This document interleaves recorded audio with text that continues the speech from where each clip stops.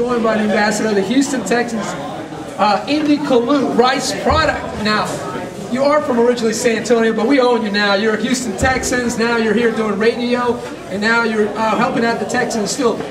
Welcome to the show, man. Thanks so much for showing up. And you're in Missouri City resident. I am Missouri City, and this is amazing. Wow. I didn't even know that they were building this complex, and when I walked in, it's everything that you told me was, this is an impressive place, and I'm glad I only live about 8 minutes from here, so I'll be sneaking in here to use these facilities when I'm not at place. I gotta tell you, it's gonna be kind of hard for you to be sneaking in here, but it's stealth mode. But you didn't see me. I've been here for about 20 minutes. You just saw me, so stealth mode. So he's pretty good, but ND Kalu, who's now obviously even has a great show. You're with a Hall of Famer, a great cook, and it airs every morning at 10 a.m. on 790. So I'm excited about it. I get to go on your show and talk some smack with you guys, and it's awesome. But I think a lot of people here, Missouri City or from out of town, they want to know, since you have all the inside type, what are the Texans doing this coming year? What they should put their bet on? You know, we already did our predictions, and they said the over-under for the Houston Texans, 10 games, and I think they're going to win more than 10 games. I have them going 11-5. And that's just not me saying that because I'm a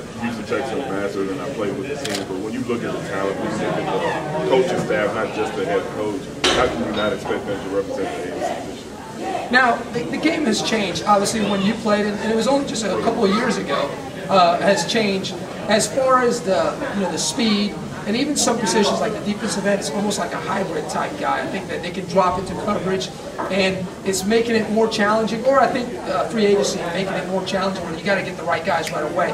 Do you see that this game is not growing as a team sport as much and more individuals? Like you see it a lot in basketball. You can have one or two guys. The Rockets are trying to trade everything for one guy. I don't know how they're going to try to play 5 against 1, but that's what they're doing. But do you see football coming to what basketball is doing because of all this free agency and stuff? Not to the extent of basketball, just because of the nature of the sport. Even though it's not like college where it's really a team sport, because all the college guys have something in common. They decided to go to that particular university. So whenever you get to the professional ranks, even if it's a team sport, it becomes more individualized. I don't think football will ever be as bad as basketball because it takes too many guys to make a successful team. But I do see what you're talking about when you talk about free agency. It's all about the individual, but it is a business. You know, Drew Brees now the highest paid individual in the NFL. That was his goal. When you're in college and you're in high school, it's all about just winning for your team, winning for your community. But I don't have a problem with that. That's why it's about professional. It's not going to be as bad as basketball. And I got ND Kalu, who's a former Rice grad, played ball over here, and then he finished up his long career with the Houston Texans. And I got to tell you, I was there the day you finished your career with the Texans. We saw each other at Home Depot. Let me tell you guys, if you don't know who ND Kalu is, I mean, one of the hardest working guys I've ever met. I've been able to work with him in his off-season training, and literally weeks after the season was over, this guy was already back.